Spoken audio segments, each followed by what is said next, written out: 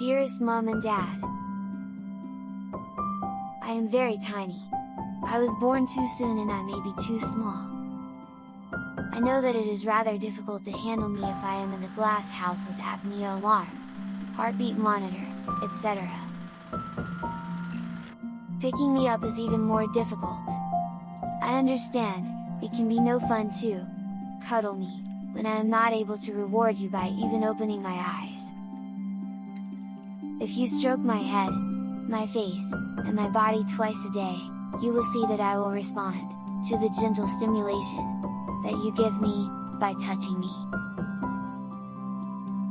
Mom and Dad, you can do more than watch me from outside the glass house and change my nappy. I need the care of the doctors and nurses, but I do need you too.